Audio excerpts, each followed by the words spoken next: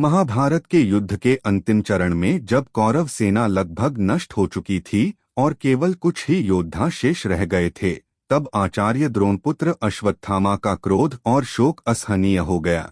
उनके पिता द्रोणाचार्य युद्ध में वीरगति को प्राप्त हो चुके थे।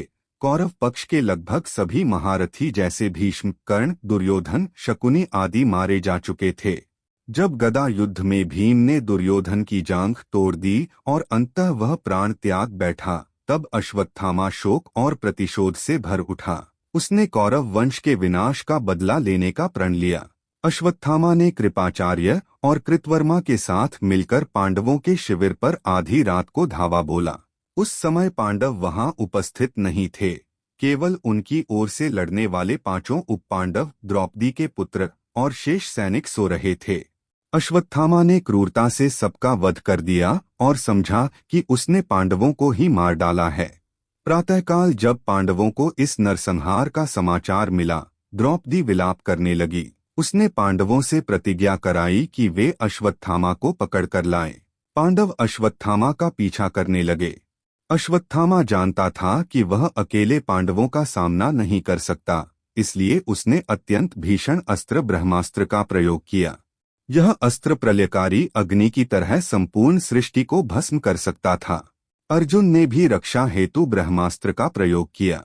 अब दोनों ब्रह्मास्त्र आपस में टकराकर प्रलय की स्थिति उत्पन्न करने लगे।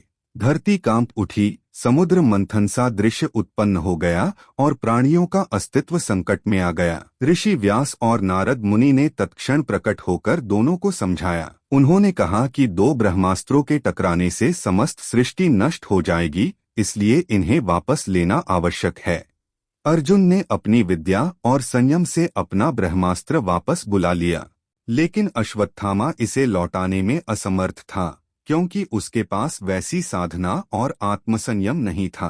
अश्वत्थामा ने अपनी दुष्टता में ब्रह्मास्त्र को उत्तरा के गर्भ की ओर मोड़ दिया, क्योंकि वह पांडव वंश को पूरी तरह नष्ट करना चाहता था। तब भगवान श्री कृष्ण ने अपनी दिव्य शक्ति से गर्भ में पल रहे बालक परीक्षित की रक्षा की। इस प्रकार पांडव वंश सुरक्षित रहा। अपने घोर पाप और अधर्म के कारण अश्वत्थामा को श्री कृष्ण ने शाप दिया। उसका दिव्य मणि छीन लिया गया। उसे 3000 वर्षों तक धरती पर अकेला भटकते रहने का श्राप मिला। वह असहनीय पीड़ा, घाव और अपमान झेलते हुए जीवित रहेगा, ताकि सभी उसे अधर्म और क्रूरता का उदाहरण माने।